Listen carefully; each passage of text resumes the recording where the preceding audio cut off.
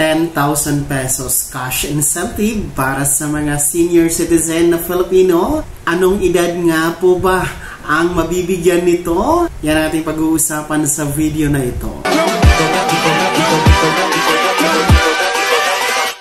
Hold up.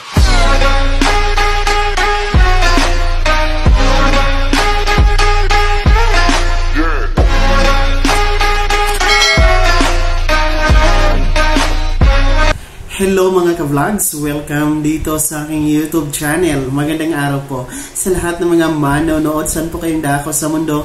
Kumusta mga ka-vlogs? Isa pong katanungan mula sa ating YouTube channel ang bigyan natin ng kasagutan sa episode na ito. Kung ano nga po bang edad magsisimulang bigyan ng 10,000 pesos cash incentive ang ating mga Filipino senior citizen. Mamaya-maya atin niyang himay-himayin. Pero bago ang lahat, kung bago ka pa lang dito sa aking YouTube channel o di kaya hindi ka pa nakasubscribe, i-click nyo muna ang ating subscribe button na nasa baba. Huwag nyo kalimutan na pindutin ang notification bell.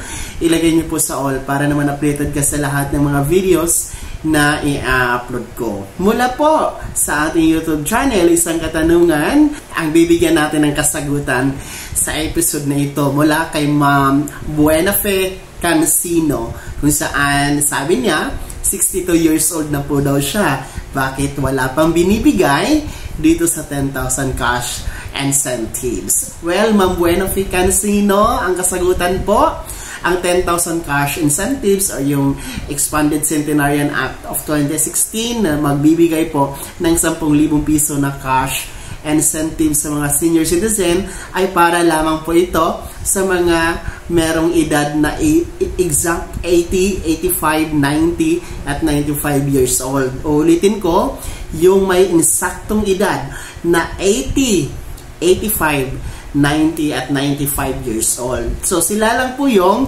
pwedeng maka-apply, pwedeng makakuha ng 10,000 cash incentives ng DSWD. So kayo po ay 62 years old, hindi pa po kayo pwedeng makakuha, hindi pa po kayo pwedeng maka-apply ng 10,000 pesos, no? Mag-aantay po kayo na aabot kayo sa 80 years old, no? Para makapag-apply kayo, ha, Ma'am Buenafe Cansino. So, sa ngayon po, sa sinasabi mo po na bakit wala pang nakukuha, yes po, hindi pa po talaga ito nagsisimula din po, no? Hindi pa po ito na-i-implement, wala pang nakatanggap ng 10,000 pesos cash incentives sa ngayon, sapagkat ang approval po nito ay noon lamang nakaraang February nitong taon. So, wala talaga siyang budget for this 2024 para simulan ito. So, magandang balita naman po dahil ang budget po nitong 10,000 pesos cash incentives ay magsisimula na siya next year sapagkat napasama na nga po ito sa 2025 national budget. So, pinaglaanan ito ng nasa mahigit 3 bilyong piso mga ka-vlogs, no? Dito sa 10,000 cash incentive. So next year po talaga ito magsisimula, and hindi ito retroactive. Tandaan ninyo yan, hindi ito retroactive. Ibig sabihin, hindi ito hahabulin.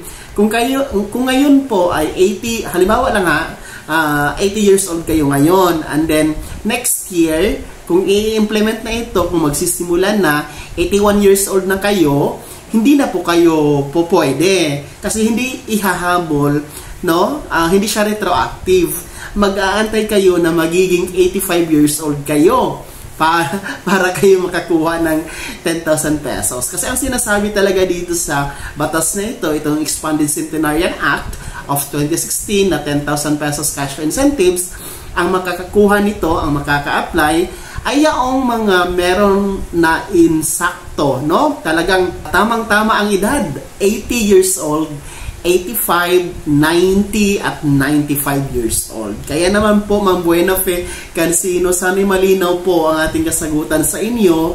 Kayo po ay 62 years old, batang-bata pa po kayo. No? Medyo malayo pa tayo sa 80 years old, no?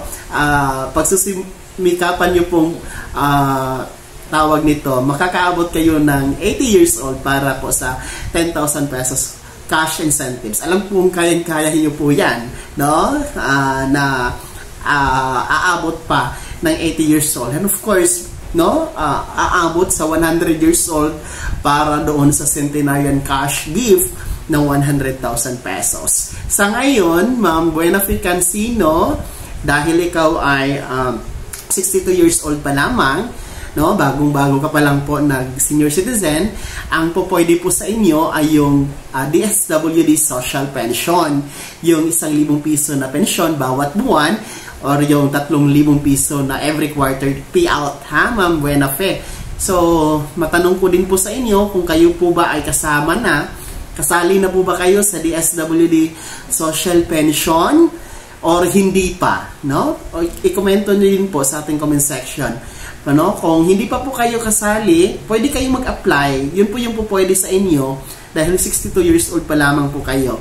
Ha? Mag-apply po kayo doon sa social pension kung hindi pa kayo kasali nito, no? Doon kayo mag-apply sa sa inyong barangay, meron yang senior citizen organization. No, alamin niyo po yung payout schedule niya, saan sila nagmi-meeting, and then mag-apply po kayo, magpa-line up kayo, magpalista kayo sa inyong senior citizen president. O di kaya, doon mismo kayo mag-apply sa inyong OSCA office, sa inyong LGU, no, yung Office of the Senior Citizen Affairs or OSCA office na nasa LGU ninyo. So, uulitin ko, Ma'am Buenafe Cancino, no, sana'y maliwanag po, sana'y nasagot ko po ang inyong clarification, no, hinggil nga po dito sa 10,000 pesos cash incentives. Shout out po sa inyo, no, kung saan man po kayong dako dito sa Pilipinas or nasa abroad man kayo. Hello po sa inyo, ha, Ma'am Buenafe Cancino. Kayo din po mga ka-vlogs, kung meron kayong mga clarification, katanungan, alam nyo, mas mabuting i-direct message nyo ako sa aking official Facebook page na nasa screen nyo. Yan, i-messenger nyo po ako. Kung meron kayong mga katanungan, no, pwede rin po kayong mag-komento sa comment section na nasa baba at atin po yung pipilitin na mababasa at masasagot sa next episode po natin. Okay, bago po tayo matapos sa video na to, kung gusto nyo pong sumuporta sa aking YouTube channel, inanyahan po kayong pindutin ang ating super thanks button na nasa baba. Sa mga gusto maging miyembro, pwede po i-click nyo po ang ating join button. Maraming perks dyan, mga ka-vlogs. Sana'y naging gabay ang video na to kahit paano atin pong nasagot ang inyong mga katanungan na may kinalaman po sa mga benepisyo sa pagiging Filipino Senior Citizen. Kung hindi ka pa nakasubscribe dito sa aking YouTube channel, maaari nyo nang i-click ang ating subscribe button na nasa baba. Huwag nyo kalimutan na pindutin ang notification bell. Ilagay nyo po sa all para naman updated ka sa lahat ng mga videos na i-upload ko. Maaari nyo ding i-like ang video na to. At kung meron ka pang mga katanungan, maaari nyo i-komento sa comment section na nasa baba. At paki-follow na din po ang aking official Facebook page na nasa screen nyo. Muli po ako si Daniel Timpawa na nagsasabing dito sa aking YouTube channel, Pawang Katotohanan at lahat totoo lamang.